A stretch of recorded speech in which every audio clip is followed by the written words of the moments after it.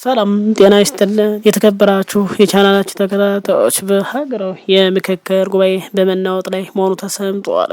ይህ ባለበት በርካታ ለምክክር ያመሩ ግለሰቦች ስልካቸው መነጠቁ ሲነገር የአዲስ አበባ ጉዳይ ንትርኩ ተባብሶ ቀጥሏል። እንደመልክታል ተሳታፊዎች ስልክ መነጠቅና ከአጀንዳ ምርጫ ቅሬታ ጀርባ የነበረው እውነትም ጠቅላይ ሚኒስትር አብይ አህመድ በህወሓት ላይ የሰነዘሩት ከባድ ወቀሳና በጎጃም ደጋዳሞት በዜጎች ንብረት ላይ ደረሰ ስለተባለው ውድመት እንዲሁም በኦሮሞ ነጻነት ሰራዊት ሆላና በመንግስት ሚዲያ መካከል የተካሄደው የቃላትና የመግለጫው ፎረም ዛሬ በጥልቀት የምንመረምራቸው አበይት መረጃዎች ናቸው።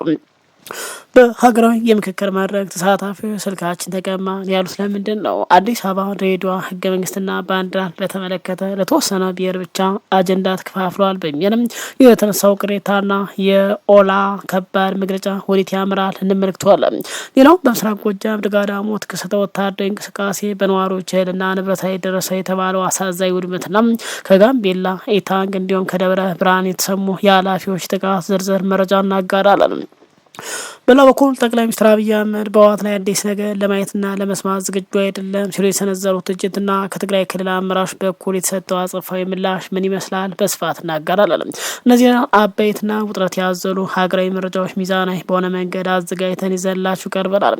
ጉዳዩን በጥልቀት ተረድታችሁ የራሳችሁን ሀሳብ እንድታስቀምጡ ቪዲዮውን እስከ መጨረሻው ላይክና ሸር በማድረግ አብራችሁ እንድትቆዩ በአክብሮት የጋበዝ። በቀጥታ ወደ ዝርዝር መረጃው እናምራለን። ምክክሩን ሊያደናቅፉ ነበር የተባሉ ተሳታፊዎች እጅ ስልካቸው መቀማቱ ተሰምተዋል። በምክክሩ ጉዳይ አሁንም በርካታ መረጃዎች በየቀኑ እየወጡ ቀጥሏል። የአዲስ አበባ ጉዳይ ከኦሮሚያ ለመጡ፣ የባንዲራ ጉዳይ ከአማራ ለመጡ ተመካካሪ መሰጠቱ ቅሬታ አስነሷል።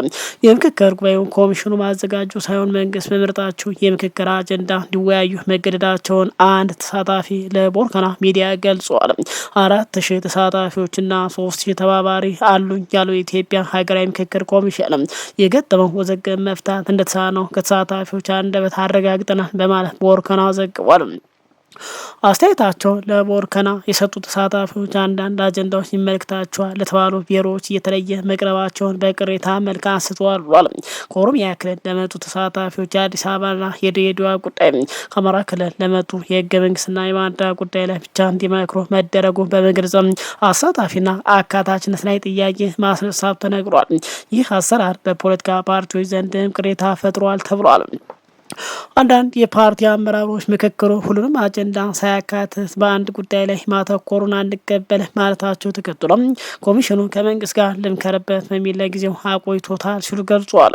በጉባኤው መዘግየትና በአጀንዳ መረጣው ያልተስማሙ አንዳንድ የምክክሩ ተሳታፊዎች ወደ መጡበት አካባቢ እንመለስ የሚልም ጥያቄ ማቅረባቸው ተሰምቷል።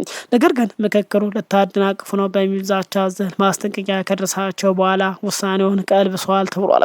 በአጠቃላይ አዳራሹና ከመኝታ ቤታቸው እንዳይወጡ በጸጥታ ኃይሎችም ጥበቃ እየተደረገላቸው ይገኛል ተብሏል። ከዚህ ክስተት በኋላ በጸጥታ ኃይሎች ስልካቸው የተወሰደባቸውና እንዳይጠቀሙ የተከለከሉ ተሳታፊዎች እንዳሉ ተገልጿል። የምክክር ጉባኤው የዘገየበት ዋነኛ ምክንያት የተፈጠሩት አለመግባባት መሆናቸውም ተገልጿል። ጠቅላይ ሚኒስትሩም በምክክሩ መጀመሪያ ላይ ባሰሙት ንግግር ይህ ምክክር እስኪያልቅ ሶሻል ሚዲያ አትጠቀሙ ሲሉ መደመጣቸው ይታወሳል። አንዳንድ መረጃዎች ምክክሩ አሁን ከምክክር ኮሚሽን ወጥቶ በገዢው መንግስት ውስጥ መውደቁን በመናገር ላይ ይገኛሉ። ሌላው ዛሬ በሀገራችን በኢትዮጵያ በተለይ በአማራ ክልል የተለያዩ አካባቢዎች እየተከናወኑ ያሉ ወቅታዊ አበይት መረጃዎች መነጋገሪያ ሆነው ቀጥሏል። በምስራቅ ጎጃም ዞን በደጋዳሞት አካባቢ ባሉ የጸጥታ ሁኔታ ከዚሁ ጋር ተያይዞ በማህበራዊ ሚዲያ ገጾች ላይ እየተሰራጩ ባሉ መረጃዎች ላይ ያተኮረ ዝርዝር መረጃ ነው። በአማራ ክልል በተለይ በጎጃም ደጋዳሞት አካባቢ ከመንግስት የጸጥታ ኃይሎችና ከአካባቢ ታጣቂዎች ጋር ተያይዞ ያለው ግጭት የጦርነት እንቅስቃሴ ተጠናክሮ መቀጠሉም ተገልጿል። ከሰሞኑ በነበረው ሁኔታ ሁለቱም ወገኖች በተለያየ ሚዲያዎች በኩል የየራሳቸው መግለጫዎችና የመረጃ ልውውጥ ሲያደርጉ ተደምጠዋል። የመንግስት የጸጥታ አካላት በሰጡ መግለጫ በአካባቢ የህግ ማስከበር የታጣቂዎች እንቅስቃሴ የመግታት ስራ እየሰራን ነው ያሉ ሲሆን በሌላ በኩል ደግሞ የፋኖ በሰራዊቱ ላይ ጉዳት ማድረሳቸውና በርካታ ቁሳቁስ መማረካቸውን የሚገልጽ መረጃ በማህበራዊ ሚዲያ ገጾች ላይ ሲያሰራጩም ታይተዋል።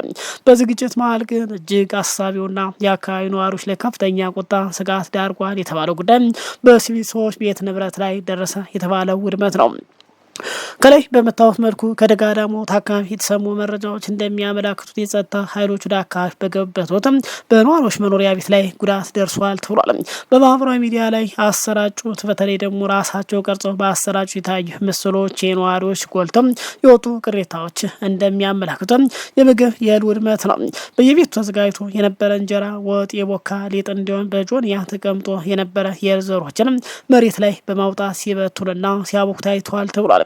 ሌላው የቤት እቃዎችን መሰባበር ነው። የነዋሪዎች የቤት እቃዎችን ቁሳቁሶችን በመዶሻና በከባድ መሳሪያ ተሰብረው የወደሙበት ሁኔታም ተስተውሏል ተብሏል። የድርጊት አካባቢ ታጣቂዎችን ይመግባል በሚል እሳቤ የተፈጸመ መሆን የሚያነሱ የአካባቢ ነዋሪዎች ጉዳዩ ከፍተኛ ቁጣ በመፍጠሩ በርካታ ወጣቶችና የአካባቢ ነዋሪዎች መኖሪያቸውን እየተው የመሄድ ሁኔታ መፈጠሩና ውጊያው መልሶ እንዲያገረሽ ምክንያት መሆኑን የደረሱን መረጃዎች ገልጿል። በግጭት ወቅት በሲቪል ሰዎች ንብረት፣ በምግብ እህል የሚፈጸሙ ውድመቶች ቀደም ሲል በነበሩ የአገሪቱ የግጭት ታሪኮች ውስጥ ተከስተው እንደነበር ይታወሳል። የሰብአዊ መብት ተሟጋች ድርጅቶችና የሰብአዊ መብት ኮሚሽን ኢሰመኮ ከዚህ ቀደም በተለያዩ የሀገሪቱ ክፍሎች በትግራይ ሆነም በሁሉ አካባቢ የተፈጸመ መሰል የንብረትና የምግብ ውድመት በመኮነን ሪፖርት ሲያወጡ እንደነበር አይዘነጋም። በዓለም አቀፍ የሰብአዊ መብት ሕግና የጦርነት ደንብ መሰረት የሲቪል ሰዎች ደህንነት በግጭቱ የሚሳተፉ አካላት ሙሉ በሙሉ የሲቪል ሰዎችን የሃይማኖት አባቶችና አገልጋዮችን ሕይወት የመጠበቅ ግዴታ አለባቸው ይላል። ንብረትና ምግብን አለ ማውደም ይላል። የሲቪል ሰዎችን መሰረታዊ የምግብ ፍላጎት፣ የቤት ውስጥ ንብረት ማውደም ወይም ማቃጠል በከባድ ወንጀልነት የሚመደብና የሕግ ተጠያቂነት የሚያስከትል ድርጊት እንደሆነ ሕጉ ይደነጋል። በአሁኑ ወቅት ግን በደጋዳሞት አካባቢ ያለው ሁኔታ ከፍተኛ ስጋት ያቀፈ ሲሆን ነዋሪዎች ሰላምና መረጋጋት እንዲሆን የሲቪል ሰዎች ንብረት ህይወት ከመሳሪያ ፈልሚያ ውጭ እንዲሆን ጥሪያቸውን በማቅረብ ላይ ይገኛሉ። መንግስት ሆነ የሚመለከታቸው አካላት በዚህ ጉዳይ ላይ የሚሰጡ ዝርዝር ምላሽም ወይም መግለጫ ካለ ተከታትለን ወደ እናንተ የምናጋራ ይሆናል። ሌላው እንግዲህ በፌዴራል መንግስትና በትግራይ ክልል አመራሮች መካከል እያገረሸ የመጣውን የፖለቲካ ውጥረትና የቃላት ውርወራ ተባብሶ ቀጥሏል። ጠቅላይ ሚኒስትር አብይ አህመድ በትግራይ ክልል ገዥ ድርጅት ህወሓት ላይ የሰጡ ጠንከር ያለ አስተያየት እየተነጋገረበት ይገኛል። በፌዴራል መንግስትና በትግራይ ክልል አመራሮች መካከል ያለው የፖለቲካ ልዩነት የቃላት ምልልስ በከፍተኛ ደረጃ እየጨመረ መምጣቱ ታውቋል። በሁለቱ ወገኖች በኩል በሚዲያዎችና በተለያዩ መድረኮች በሚሰጡ መግለጫዎች የተነሳ የሁኔታው መካረር የአካባቢ ሰላም አዳጋ ላይ እንዳይጥለው ከፍተኛ ስጋት ፈጥሯል ተብሏል። በዚህ ጉዳይ ላይ አስተያየታቸውን የሰጡት ጠቅላይ ሚኒስትር አብይ አህመድ ህወሓትን በተመለከተ ጠንከር ያለ ነጥቦችን አንስተዋል። ጠቅላይ ሚኒስትሩ በትግርኛ ቋንቋ በሰጡት ምላሽ እንደገለጹት ህወሓት አዳዲስ ሀሳቦችን፣ የለውጥ መንገዶችን ለመቀበል ዝግጁ አይደለም ሲሉ ኮንነዋል። ጠቅላይ ሚኒስትሩ በንግግራቸው እንዲህ ሲሉ ተደምጠዋል። ህወሓት ወደ መሬት መውረድ በማይችል ያረጀ አስተሳሰብና ሀሳብ የታጠረ ድርጅት ሲሉ ገልጸውታል። ራሱን ወደ አደጋ የሚከት እርምጃዎችን ሲወስድ ቆይቷል። አሁንም እየወሰደ ቀጥሏል ብሏል። ይህ ደግሞ ጤና ያለው ድርጅት ባህሪ አይደለም። አዲስ ነገር ለመስማት ጆሮ የለውም። አዲስ ነገር ለማየት አይን የለውም፣ ፍላጎትም የለውም።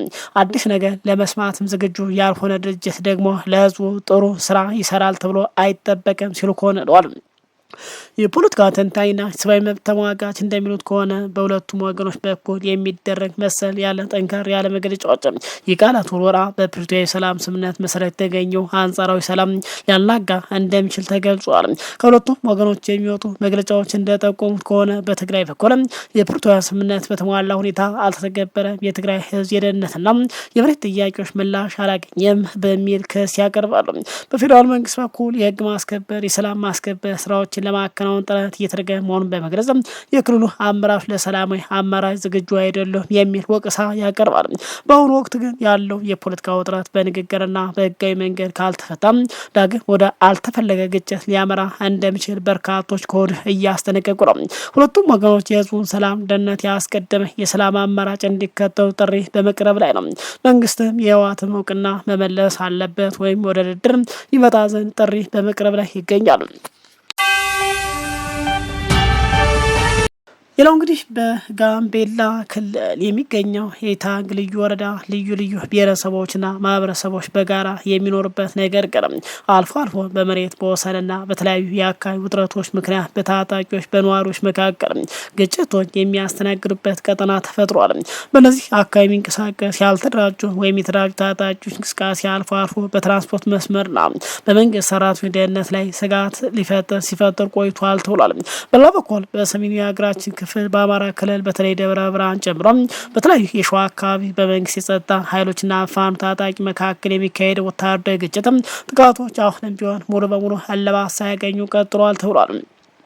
በመጀመሪያው ከጋምቤላ ክልል የወጣው መረጃ እንዳመለከተው በኢታንግ ልዩ ወረዳ ውስጥ ታጣቂዎች ባካሄዱ ጥቃት የልዩ ወረዳው አስተዳደር ኃላፊ ህይወታቸው አልፏል ተብሏል። ዋዜማ ከስፍራው ያገኘው መረጃ ጠቅሶ እንደዘገበው ጥቃቱ የተፈጸመው ታርፓማ ከተባለች ከተማ ወደ ኢታንግ ከተማ ሲጓዝ በነበረ ተሽከርካሪ ላይ ነው ተብሏል። በተሽከርካሪ ላይ በነበሩ የመንግስት ሰራተኞች ላይ ታጣቂዎች በከፈቱ ተኩስ የልዩ ወረዳው አስተዳደር ኃላፊ ወዲያውኑ ሲገደል፣ ሌሎች ሁለት የመንግስት ሰራተኞች ደግሞ ከባድ ቁስለት እንደደረሰባቸው ተገልጿል። እስከ አሁን ባለው መረጃ በጥቃቱ የተገደሉት ኃላፊ ስምና የጥቃቱን ፈጻሚዎች ማንነት በግልጽ ማወቅ አልተቻለም ሲል ዋዜማ ዘግቧል። በተመሳሳይ መልኩ ከቀናት በፊትም በአማራ ክልል ደብረ ብርሃን ከተማ አቅራቢያ በተፈጸመ ጥቃት አንድ ከፍተኛ የመንግስት ባለስልጣናት ህይወቱ ማለፉን የመንግስት አካላት ማረጋገጣቸው ይታወሳል። ይህ ጥቃት እንግዲህ በፋኖ ኃይሎች የተፈጸመ መሆኑን የመንግስት መግለጫ አመላክቷል። እነዚህ በየአካባቢ በመንግስት ሰራተኞች፣ በባለስልጣናት፣ በሰላማዊ ዜጎች ላይ የሚፈጸም ጥቃት በአካባቢ ህዝብ ላይ ስጋትና ስቃይ እየደቀነ ቀጥሏል ተብሏል።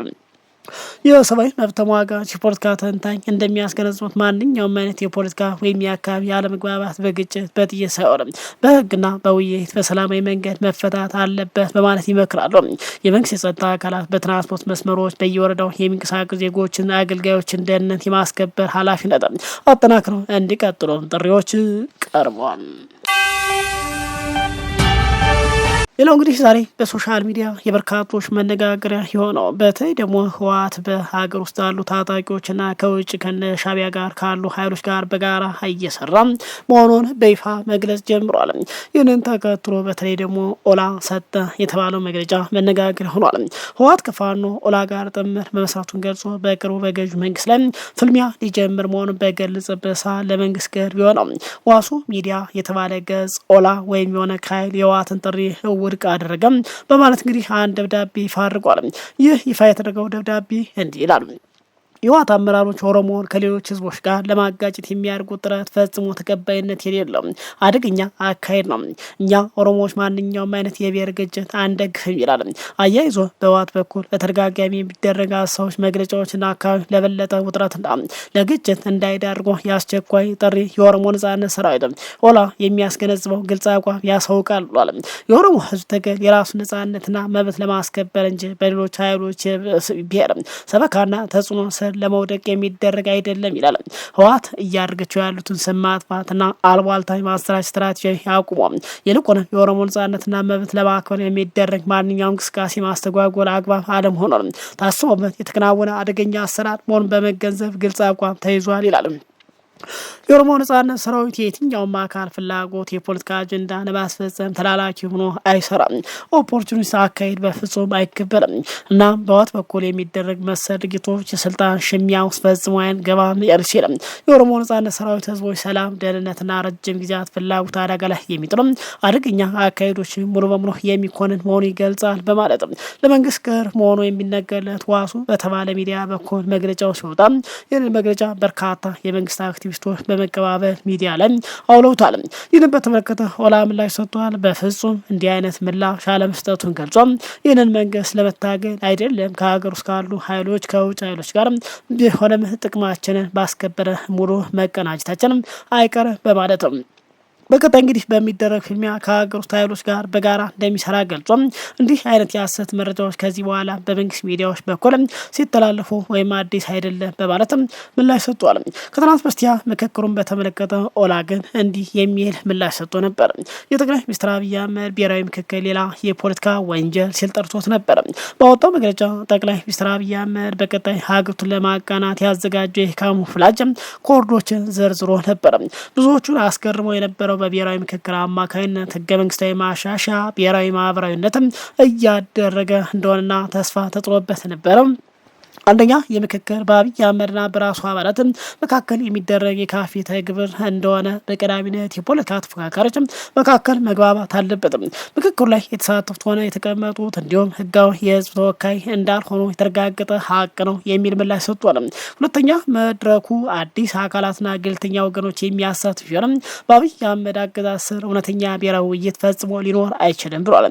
የዚህ መድረክ ውጤት ምንም የሆነ ምን መድረኩ የአብይ አህመድ መሳሪያ ነው ብሎ ነበር። ያለፉት 8 ዓመታት ሙሉ ዓመታት እንደነገሩን አብይ አህመድ ለየትኛውም የማህበረሰብ ጥያቄ ወይም ፍላጎት ሊታመን እንደማይችል እኛ አረጋግጠናል። መነሻው ምን እንደሚያደርግ የማይታወቅ የፖለቲካ ስልጣን ሲገዙታል። በሶስተኛ ደረጃ ያስቀመጠው የምክክሩ ቅርጽ የተባለው የህዝብ ጥያቄ ሁለት ዓላማዎች ለማሳካት ነው። ወደ 2 ጊዜ ፕሬዝዳንትነት ቅስቀሳና የኦሮሞና የአማራ ሌሎች የክልል መንግስታትም ወደ ትንንሽ ጥቃቅን በመክፈል በየክልሉ የባለ ክብሮን ማንነትም ልዩነት ወደ መንግስታዊና ፖለቲካዊ ልዩነቶች ለማሸጋገር የታለመ ነው ብሏል። ይህ እንግዲህ በየክልሉ አፋጣኝ ሀገራዊ ቅርጽ መያዝ የጀመረው አገዛዝ ተቃውሞ መፈረካከስ ከስር ለማዳከም ነው ብሏል። አራተኛው የህዝብ መሰረታዊና መዋቅር ጥያቄ ሁለት አቀፍ ውይይት ይፈልጋል። ይህም እንግዲህ ከአብይ መወገድ ማግስት ጦርነት በሌለበትና ለውይይት በተመቸም ኮንቴክስት ውስጥ ብቻ የሚካሄድ ነው ብሏል። ጠቅላይ ሚኒስትር አብይ አህመድ በስልጣን እስካለ ድረስ ግን ከእሱ ጋር ውይይት ፈጽሞ አይታሰብም ብሏል።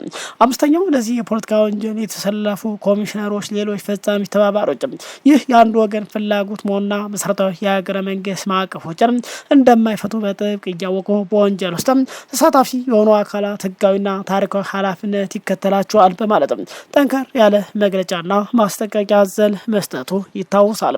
ክቡራን አድማጭ ተመልካቾች ሰዓቱ መረጃ ይመስላል። ከሰዓታት በኋላ በሌላ አዳዲስ መረጃ እንገናኛለን። እስከዛው ሰላም ቆዩ።